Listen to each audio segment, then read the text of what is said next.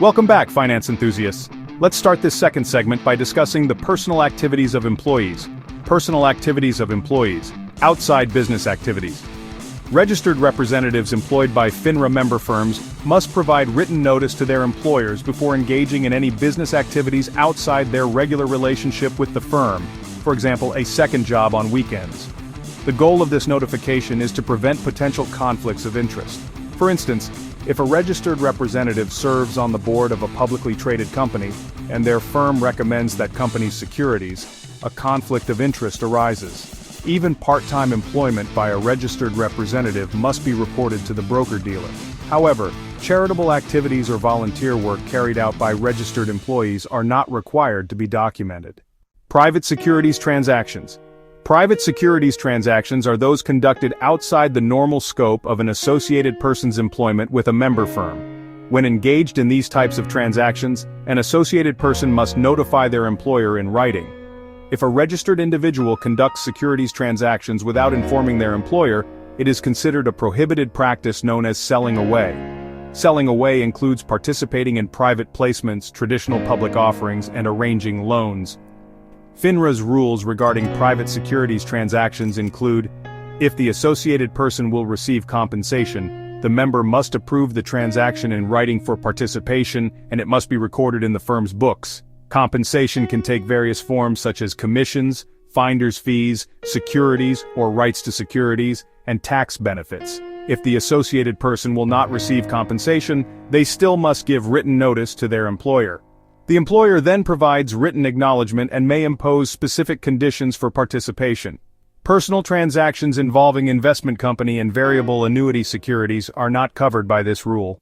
Influencing or rewarding employees of others. The gift limit. Under the gift limit rule, FINRA member firms and their associated persons cannot give gifts exceeding $100 per year to any individual, principal, proprietor, employee, agent, or representative of another firm if the gift relates to that firm's business. The concern is that gifts could influence the recipient to act contrary to their employer's or client's interests. The rule does not apply to gifts given by a firm to its own employees or between co-workers. Valuing a gift. Typically, a gift is valued at its cost or market value at the time it was given, whichever is higher. When given to a group, the value is divided equally among individuals. For example, a $200 gift basket sent to 4 people is valued at $50 each. Tickets to sporting or entertainment events are valued at the greater of cost or face value, not market value. For example, a concert ticket costing $90 but with a face value of $50 is valued at $90. Personal, de minimis, promotional or commemorative gifts. Some gifts are considered personal, such as wedding or congratulatory gifts, which are not subject to the $100 limit.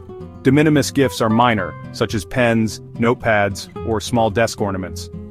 Promotional gifts display the firm's logo and include items like umbrellas, tote bags, and shirts, generally of low value. To exclude these from the limit, their value must be significantly below $100. Commemorative items like lucite plaques recognize a business relationship or transaction and are also excluded. Business entertainment.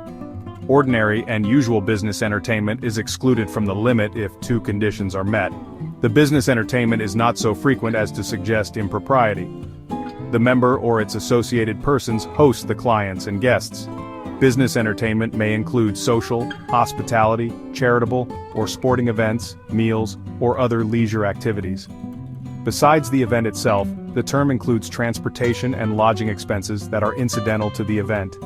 Usually, even when no business is conducted, an individual associated with the member firm must accompany and participate with the employee. Providing tickets without accompanying the employee is considered a gift rather than business entertainment. Member compensation, related to the sale of securities products.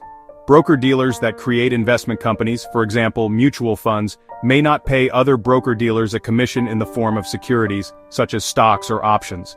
Except for certain cases, registered representatives are prohibited from receiving compensation for selling direct participation programs, DPPs, real estate investment trusts, REITs, investment company securities, or variable contracts, for example variable annuities or variable life insurance, either in cash or otherwise, from anyone other than the member firm they are associated with. For example, A registered representative cannot accept compensation directly from a mutual fund distributor for selling its funds. Instead, the distributor should pay the broker-dealer, which then determines the registered representative's compensation. Cash compensation includes any discounts, concessions, commissions, service fees, other charges, asset-based sales charges, loans, overrides, or cash benefits received in connection with the sale and distribution of DPPs, REITs, investment company securities, or variable contracts. Non-cash compensation includes merchandise, gifts, prizes, travel expenses, meals, and lodging. De minimis exceptions. Several exceptions allow registered representatives to receive cash or non-cash items from outside parties. For example, representatives may accept gifts up to $100 per person per year from someone affiliated with an investment company or variable contract issuer or distributor.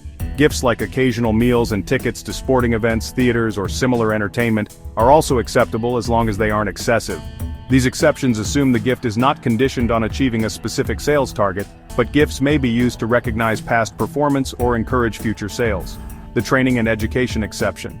FINRA recognizes that offerers, such as investment company and variable contract issuers and distributors, provide valuable training to member firms and their registered representatives about their products and services. For that reason, industry rules permit offerers to pay or reimburse for meetings with an educational purpose. However, the following conditions apply. Registered representatives must have their broker-dealer's permission to attend. Attendance cannot be linked to reaching a sales goal. The meeting's location must be appropriate. Payments or reimbursements for guests of registered representatives like spouses are not allowed. In-house incentive programs. A broker-dealer can develop its own internal sales programs with non-cash incentives, such as merchandise and vacations. It can even accept contributions from offerers for these programs. However, FINRA has set conditions, including that incentive programs for investment company securities or variable contracts must be based on the overall production of the registered representative across all related products. Additionally, the incentive credits must be evenly distributed among the products included. MSRB Political Contribution Rule, G37.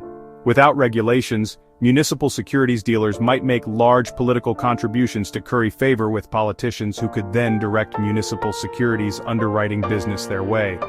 To prevent this pay-to-play practice, the MSRB established specific rules.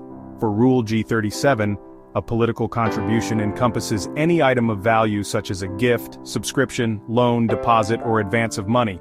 It also includes debt reimbursements related to political campaigns or expenses for a candidate's transition or inauguration. The MSRB believes that excessive contributions threaten not just market integrity but also investor confidence.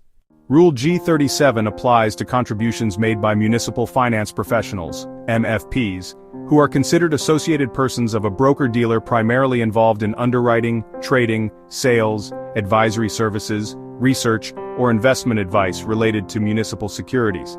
However, registered representatives who only recommend municipal securities to retail investors are generally excluded from the definition. Conversely, any representative who solicits municipal securities business from issuers is considered an MFP. If a municipal securities broker-dealer makes certain political contributions to officials of issuers, it is prohibited from engaging in negotiated municipal securities business with that issuer for 2 years. However, the MFPs of the broker-dealer may make certain contributions without triggering the 2-year ban. No violation is considered to have occurred if 1. The MFP is authorized to vote for the official and 2. The contribution does not exceed $250 per election. Interpretations. Since municipal securities dealers have raised many questions regarding the application of this rule, the MSRB has issued an interpretative notice providing guidance to firms, which includes the following examples. Example 1. An MFP contributes more than $250, and the ban is triggered.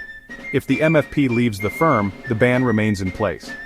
If that MFP is hired at a new firm and still qualifies as an MFP, the new firm will also be barred from engaging in negotiated municipal securities business based on the date of the contribution. However, if the MFP is hired at a new firm and is no longer classified as an MFP, the 2-year ban does not apply to the new firm. Example 2. While employed at dealer A, an MFP contributes $200 to a candidate. 3 months later, now employed as an MFP with dealer B, the same individual contributes another $200 to the same candidate. The 2-year ban will only apply to dealer B. Example 3. A 2-year look-back period applies to MFP contributions. If an individual is not an MFP but has made contributions to a political candidate that would have caused a violation, the firm employing the individual would be subject to the underwriting ban if she is employed in an MFP role within 2 years of the contribution. Example 4. If a contribution to a political candidate is made from a joint checking account, the contribution will be split evenly between the contributors, and the contribution limit applies. Therefore, if the check from the joint account exceeds $500, a violation occurs. On the other hand, if the check is signed only by the MFP, the entire amount is attributable to the MFP. If the spouse of an MFP makes a contribution by writing a check from a personal, not joint account, the contribution is not considered to have come from the MFP. In that case, there is no limit on the amount the spouse may contribute under Rule G37. Conclusion. This concludes the section on the FINRA registration process for associated persons and the requirements for informing FINRA of any relevant changes in an individual's application. The next video segment will examine economic factors and how they influence the decisions made by issuers and investors. As we wrap up this segment, we invite you to support us by liking this video and subscribing to our channel. It only takes a moment, but it means a lot to us and it's completely free. Be sure to turn on notifications so you'll be among the first to see the next segment. Thank you.